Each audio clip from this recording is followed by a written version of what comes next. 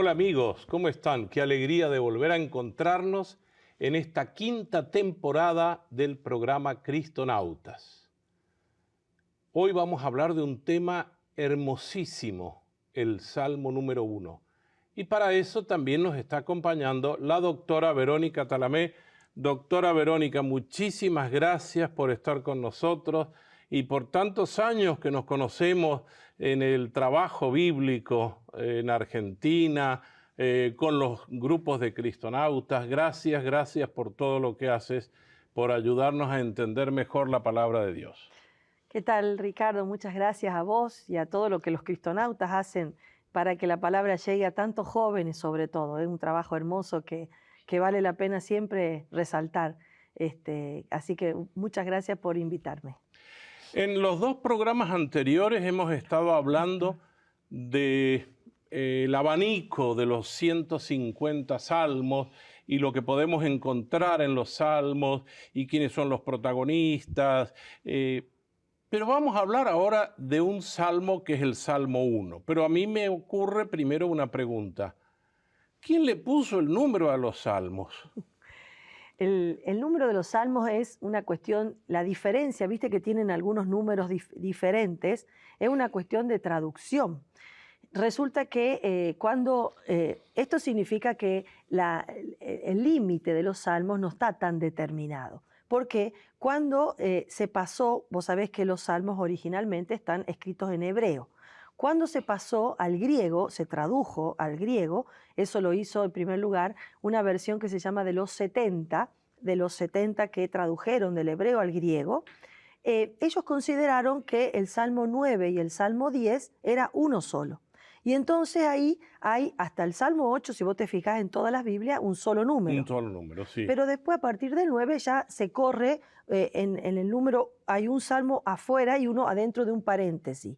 ¿Esto qué pasó? Que el griego interpreta que el 9 y el 10 son uno solo. En cambio el hebreo lo tiene como dos. Y entonces se corre toda la numeración hasta el 147, en que el salmo griego considera que son dos y el hebreo uno. Y entonces se vuelven a juntar y el 148, 49 y 50 ya tienen una única numeración. O sea, el problema de los diferentes números de los salmos es un problema de traducción que más o menos aparece en el siglo III antes de Cristo. Antes de Cristo estamos hablando. Claro. Cuando la Biblia, se el padre tradujo, Hernán nos hablaba de ese tema en algún programa, cuando la Biblia se traduce al griego, que era el idioma que ya empezaba a hablar más gente. En el imperio. En el imperio.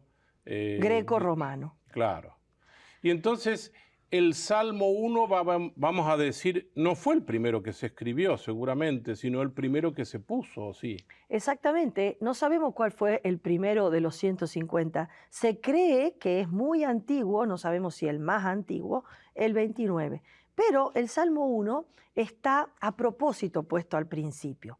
Yo creo, podríamos decir que por dos motivos. Primero, porque como toda puerta de ingreso, el portal de ingreso a una colección, a una familia, a un lugar, la puerta de ingreso es como que quiere dar la clave de lectura para todo lo que viene después. Y esto es, la clave es una invitación, como decíamos, una propuesta de felicidad. Entonces, feliz, ashrei en hebreo, el hombre que. Ya vamos a interpretar un poquito y nos vamos a adentrar en esta riqueza de la propuesta de felicidad. Pero esa es la primera razón, que todo el salterio quiere ser una propuesta de felicidad. Y segundo, la primera letra, Aleph, que es el feliz, en traducción, ¿no? Y la última del Salmo 1, que termina con la Tau, dicen de la Aleph a la Tau el arco de toda la vida del hombre, porque una manera de representar todo el arco de la vida del hombre era usar las dos primeras y últimas palabras del alfabeto hebreo. Y entonces el Salmo 1 empieza con la Aleph, termina con la Tau, para decir, es una mini síntesis de la vida del hombre. Entonces, una pequeña pregunta. ¿El Salmo 1 vendría a ser como un prólogo de un libro? Claro, tiene como el resumen. ¿no? Como en síntesis, como la leche condensada. Te condensa todo lo más importante. ¿Qué es lo más importante? ¿Qué es lo que todo hombre, toda mujer quiere? Ser feliz, ¿o no?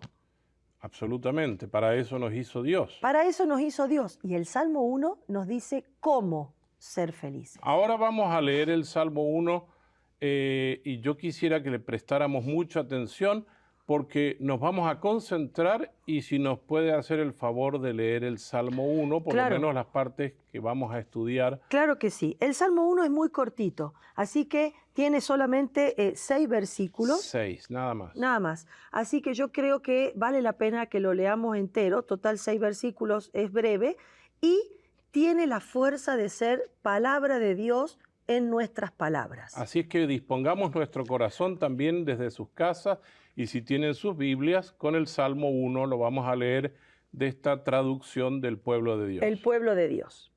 Y entonces lo hagamos como un momento de oración. Feliz el hombre que no sigue el consejo de los malvados, no se detiene en el camino de los pecadores, no se sienta en la reunión de los impíos, sino se complace en la ley del Señor y la medita día y noche. Es como un árbol plantado al borde de las aguas que produce fruto a su debido tiempo y cuyas hojas nunca se marchitan. Todo lo que haga le saldrá bien. No sucede así con los malvados. Ellos son como paja que se lleva el viento. Por eso, no triunfarán los malvados en el juicio, ni los pecadores en la asamblea de los justos, porque el Señor cuida el camino de los justos, pero el camino de los malvados termina mal. Palabra del Señor. Gloria a ti, Señor Jesús. Así es. Señor, te alabamos, Señor. Eso es lo que repetimos siempre. Así es. Bueno, y entonces... El Salmo inicia con una palabra que me llama la atención. Feliz. Feliz. Feliz, en hebreo ashrei. Ashrei. Ashrei es un término que obviamente invita a la felicidad, pero dio lugar a un género literario particular. ¿Sabes cómo se llama? El género literario macarismos. Macarismos. Sí, ¿sabes por qué? Porque te acordás en el Monte de las Bienaventuranzas o en la llanura, depende si leemos Mateo o Lucas, ¿no? Que el Señor dice, felices aquellos que tienen corazón de pobre. Bueno, y entonces, el feliz en griego se dice Macarios. Macarios. Y en hebreo ashrei. Ashrei. Y entonces todo el género literario se llama macarismo por el griego. Macarios, macarismo. Macarios de felicidad. Exacto. Entonces, es realmente una propuesta de felicidad. Nos quiere enseñar cómo ser felices. No es el único género literario que tiene el Salmo 1. El Salmo 1 es eminentemente sapiencial. Nos indica un modo de caminar en la vida. Yo tengo una pregunta, posiblemente mucha gente se la hace. El Salmo comienza diciendo, feliz el hombre. Sí. Pero hay un problema hoy en día en nuestro lenguaje. Se nos ha colado una forma de decir que hombre es solo el varón, pero cuando habla aquí no habla solo feliz el varón. No, obviamente. ¿Qué es hombre en la Biblia? ¿Qué significa? Bueno, el término es Adán. Adán. Adán. Adán es la criatura. Claro, es el género humano, es un colectivo, no es un nombre propio, no es una determinación de género, no es el varón masculino. Adán es el género humano, la humanidad. Feliz la humanidad en su doble sexualidad, o sea, en su ser varón y en su ser mujer. Feliz el género humano que entiende la dinámica que ahora vamos a compartir del Salmo. Pero desde el Génesis es así. Sí, pero eso sería muy bueno que nuestros televidentes lo entiendan y lo sepan explicar, porque hay mucha gente que habla de que la Biblia es muy masculinista y de que habla siempre del hombre. Hombre viene de Adán, la criatura humana, es decir, estamos dirigiéndonos a la humanidad. Que nosotros los varones alguna vez, no sé por qué nos adoptamos eso, como que somos los hombres y no las mujeres, decimos hombres y mujeres, no. El hombre es la humanidad, varón y mujer los creó, dice el Génesis. Exacto, mira, justamente te iba a decir eso, ya que tenemos la Biblia acá a mano, ¿no? Nosotros, claro, podemos ver en el Génesis 1, donde dice, clarito, dice, y Dios creó al hombre, en el versículo 27. 1.27, Sí. Génesis 1.27. Dios Sí. creó, bará, que es un término, un verbo para decir un acto exclusivo de Dios. Solo Dios crea. El Claro. hombre fabrica, transforma, edifica, pero no crea. Solo en la Biblia tiene como sujeto de bará solo a Dios. Entonces, Dios creó, bará, dice a Adán. Y ahí, en el Génesis 1.27, está sin artículo. Creó no al hombre, varón, sino Sí. creó al ser humano. Y dice, a imagen suya lo creó varón y mujer. Y ahí no dice Adán. El término hebreo es tzakar. Tzakar, ¿sabe qué quiere decir tzakar? No. Puntiagudo. Así dice el término. Bueno. Y la mujer, la perforada. Así dice. Por eso la traducción es macho y hembra los creó, no varón y varona. Claro, claro. Dice sacar macho y hembra, que son las especies de Adán. Adán es el colectivo. El colectivo del género humano. Exacto. Y después lo especifica en puntiagudo y perforada, macho y hembra. Así lo dice el texto. Y después dice, y lo creó, a imagen de Dios lo creó. Qué importante que es dilucidar Exacto. el lenguaje, porque hay mucha gente que nos confunde hoy en día. No vamos a detenernos en eso, sino en el Salmo. Bueno. Entonces, feliz la humanidad creada por Dios. Sí. Y acá viene una triple, podríamos decir, teología de la tentación. Antes que avancemos, date cuenta que no dice feliz el justo. No, el ser humano. Claro. O sea, esto es una propuesta para todo ser humano. No es solamente para el creyente. Es para el hombre, la humanidad toda, que quiere buscarlo a Dios y en eso encontrar la felicidad. Y entonces viene una advertencia. Es como que el Salmo te dice, antes de decirte a dónde está la felicidad, te voy a decir qué es lo que no tenés que hacer. Claro. Y entonces una triple teología, así le llama Alonso Shekel, triple teología de la tentación. Y dice que no sigue el consejo de los malvados. O sea, feliz el hombre que no sigue el consejo de los malos. Que no camina, es el término, derek, que no camina el camino de los malvados. Y después dice que no se detiene en el camino de los pecadores y que no se sienta en la reunión de los impíos. Camina, detiene y sienta. Exacto. O sea, es como que te dice esto. Mira, Ricardo, vos sos feliz si te das cuenta que no empezás caminando con los malvados para después en algún momento detenerte y para después terminar sentado. Porque te va a pasar algo. Terminarás malvado. Terminás malvado. Terminás impío o terminás pecador. Podríamos hablar... Una dinámica. El malvado, el impío, el pecador. ¿Qué diferencia podríamos hablar de eso? Bueno, unos son los que han borrado a Dios de su perspectiva. El malvado. El malvado. No existe Dios para ellos. Entonces, con esta gente que para ellos no existe Dios, no tenés que ni empezar a caminar. No tenés que caminar con ellos. Tampoco para los pecadores, que serían los que sí saben que Dios existe, pero se equivocaron de camino, que somos todos.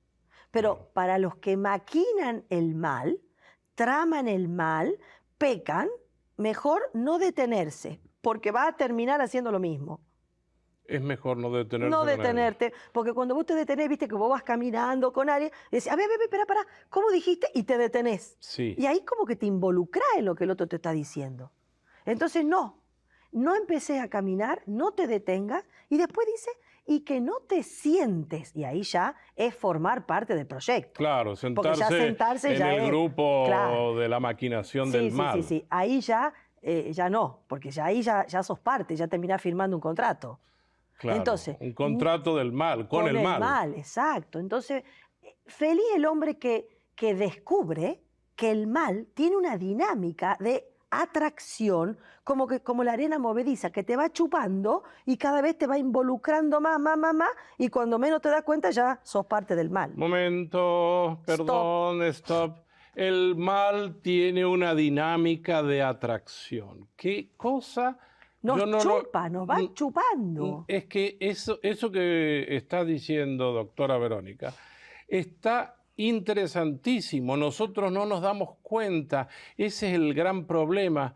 Como que vamos y va chupando despacito, va absorbiendo despacito el mal. Totalmente, y cuando menos te das cuenta, ya tenés que firmar el contrato, porque ya caminaste, ya te detuviste, ya te sentaste, no te va a borrar ahí. No tenés capacidad para borrarte. Una vez que empezás, terminás mal. Pero entonces este salmo es una Una advertencia severa para que no nos dejemos atraer o si estamos cerca, que estemos atentos. Exactamente. Es un llamado al discernimiento, Ricardo. Hay que discernir. Y donde captamos, olfateamos el mal, ni nos acerquemos, porque no somos más fuertes que el mal. Terminamos chupados por el mal. Aquí hay una palabra que, bueno, se usa mucho. El Papa Francisco la usó inclusive para el trabajo, el sínodo con los jóvenes, que lo hizo en 2 partes también. El discernimiento. ¿Qué sería en este caso discernir para un ser humano? Claro, en este caso es elegir siempre el bien, porque San Ignacio es el maestro del discernimiento, ¿no? De donde Francisco ha bebido su fuente de su maestro Ignacio, ¿no? Ignacio deja muy claro en los ejercicios espirituales que no se trata de elegir entre el bien y el mal. El mal no es opción de elección para un cristiano. No hay que elegir entre el bien y el mal. Lo que hay que elegir, lo que hay que discernir es entre el bien y lo mejor. Entonces, entre el bien y lo mejor. Pero, ¿qué te dice el Salmo? Al mal ni lo consideres, porque si empezás a considerar el mal, terminás mal. Yo, perdón que me vienen ideas de la vida real, cuando a alguien le dicen, ¿qué tal si hacemos un negocio que parece y por debajo de la mesa pasamos de... Cuidado, no te va a traer felicidad. Te va a terminar chupando, atrayendo y desnaturalizando, porque no estamos hechos para el mal. La naturaleza humana no ha sido hecha para el mal. No, estamos hechas para Dios, somos criaturas. ¿Sabés que nosotros tenemos que mirarnos siempre? No somos animales racionales, como decía Aristóteles, somos de Dios, imagen y semejanza. Nuestro punto de referencia no es el animal, es Dios. Entonces, ¿cómo vamos a estar hechos para el mal si estamos hechos para Dios? Él es nuestro referente.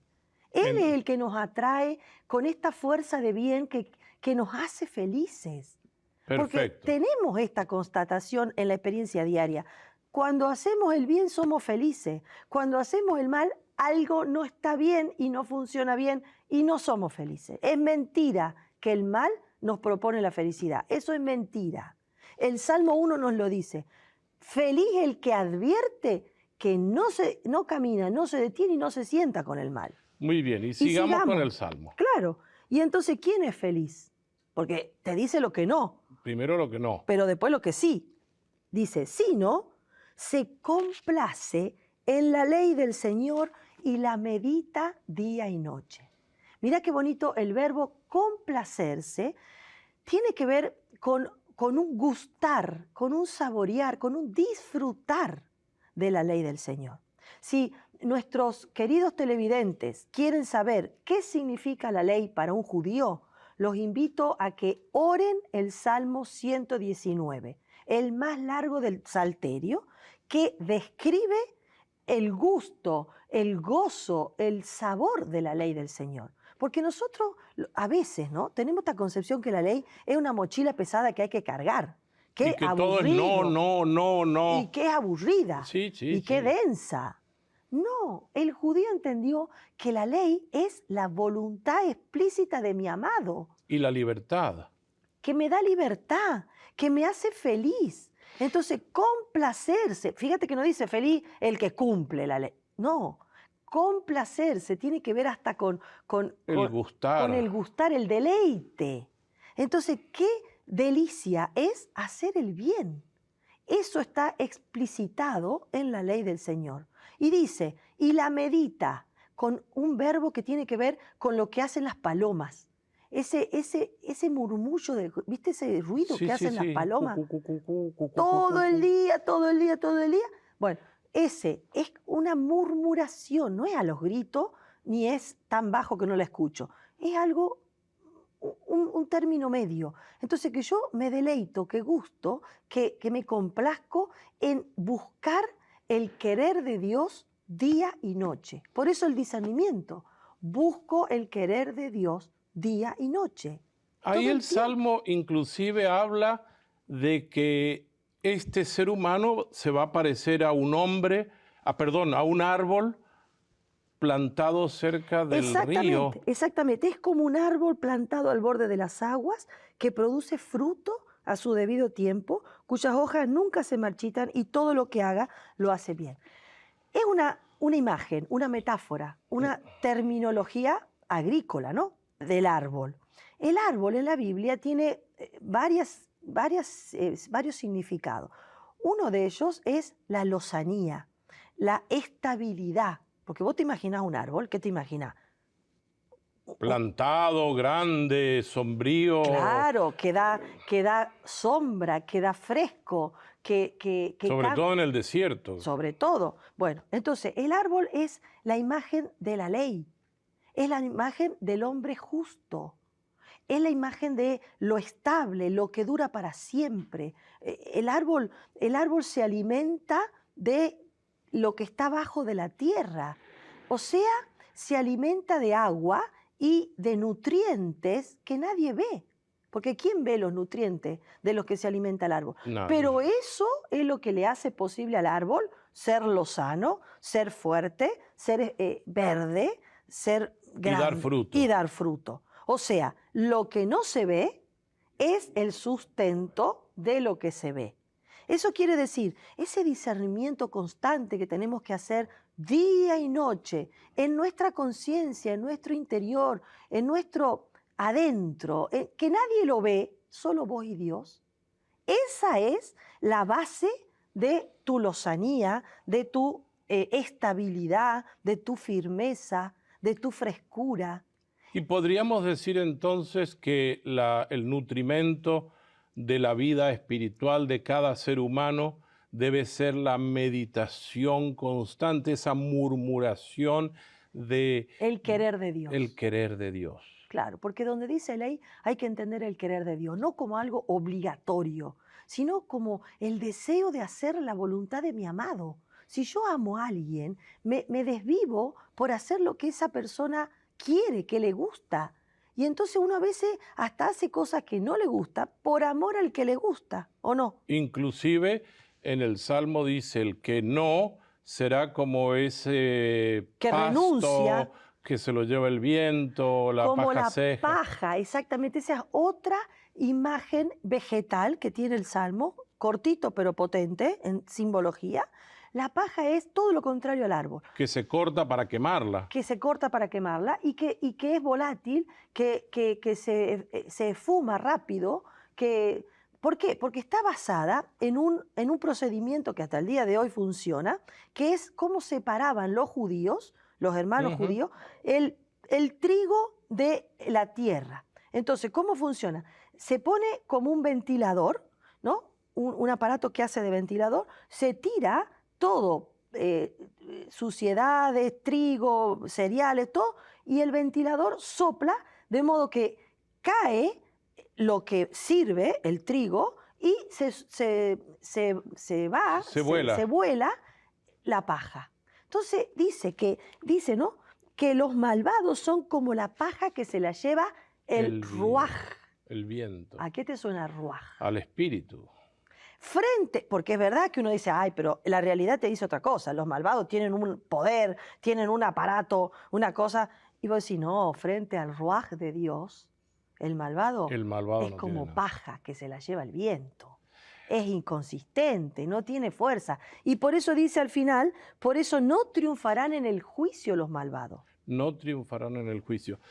Doctora Verónica, el tiempo se nos va, pero yo quisiera que usted nos dijera una palabra para los televidentes, para orar con este salmo, para finalizar. Queda el versículo más hermoso. El Señor cuida el camino de los justos, el camino de los que han optado por Él, de los que se han decidido a meditar su voluntad diariamente, es cuidado por el Señor, es conocido, amado por el Señor. Pero, una adversativa, pero el camino de los malvados termina mal.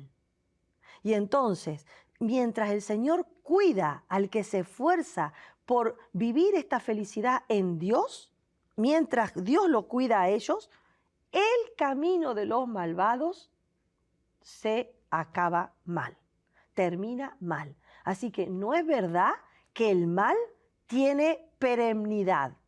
El mal en algún momento acaba mal. El camino de los justos lo cuida, lo preserva, lo ama el Señor. Doctora Verónica, muchísimas gracias por esta sabiduría que durante tantos años estudiaste en Roma y que nos transmites. Y los invitamos a todos ustedes a volver a leer esos 6 versículos de la Biblia y pensarlos, ¿cómo era? Rumiarlos, no, murmurarlos para que se hagan vida en nuestra vida. Doctora Verónica, muchas gracias y a ustedes hasta el próximo programa. Gracias. Muchas gracias, Ricardo.